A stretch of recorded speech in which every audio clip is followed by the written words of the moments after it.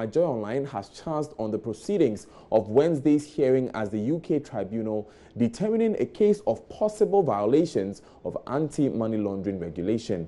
The case has attracted the interest of Ghanaians following revelations the Asantehene Otumfuo Osei II allegedly laundered £200,000 and $200,000 in cash through the Ghana International Bank. An official of the bank, Mark Arthur, has lost his job for failing to follow the anti-money laundering rules as well as security policies for agreeing to carry a total of £350,000 in cash in a taxi to the bank on behalf of the Asantehene. My colleague Bernice Abubedu is here with details of the proceedings. Bernice, what do we have? Well, we know that all evidence has been submitted to the Employment Tribunal as of yesterday, and so the tribunal is just now analyzing the evidence, and they will come up with a decision soon. But we must say that according to court proceedings, Mr. Arthur, who lost his job as a result of transporting this money to the bank, has been consistent in his argument that he's done nothing wrong throughout his suspension and following disciplinary action and even before the Employment Tribunal. And there also seems to be some conflict between Mr. Arthur's evidence and that of Mr. Mensah, who is the CEO of the Ghana International Bank. Now, just so our listeners understand the context, this whole tribunal hearing is Mr. Arthur appealing his dismissal from Ghana International Bank for carrying out these activities. Exactly. Yes, it is. So that disparity is there between he and his CEO? Exactly. And now he claims that he was given the approval to go on with the transaction. And so he even also says that's Mr. Arthur. He says he doesn't believe the Asantehene did anything wrong. He didn't have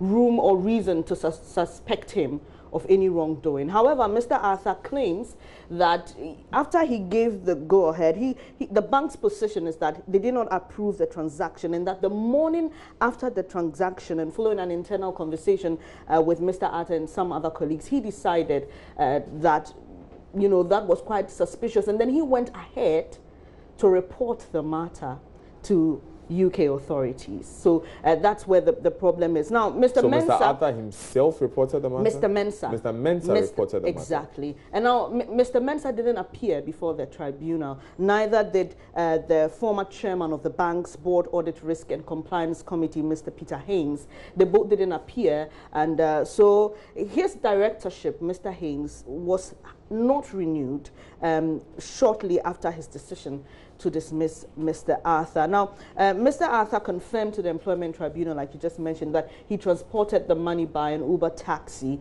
and he claims that that is not in breach of the bank's insurance policies. The bank, however, relies on an insurance proposal and not the actual insurance policy. And the policy itself is what Mr. Arthur is using to back his position in this matter.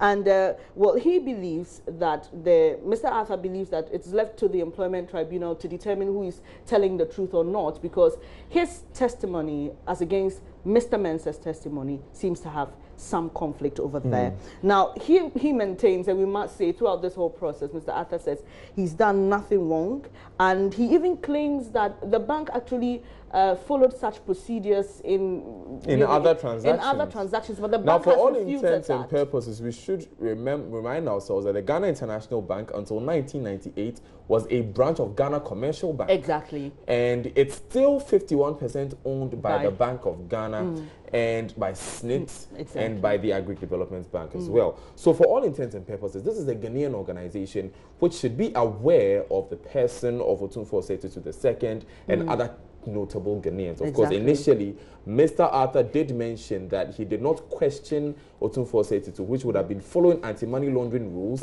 because he's a king of the Ashanti Kingdom, and so he was a bit shy. He wanted to go and follow those due diligence procedures when he got back to the office, something Mr. Mensah is now saying he did not do. And so it seems like we are expecting quite some interesting proceedings going forward. Exactly, we are. And as you've rightly said, we just have to wait for the court and know whatever their decision is. Meanwhile, here in Ghana, we know that Menchia unofficially released a statement about the matter, but we are yet to hear their official statement on the matter. Bryce, thank you very much, Bernice Abobedu, my colleague in the newsroom, for bringing us those details of the case.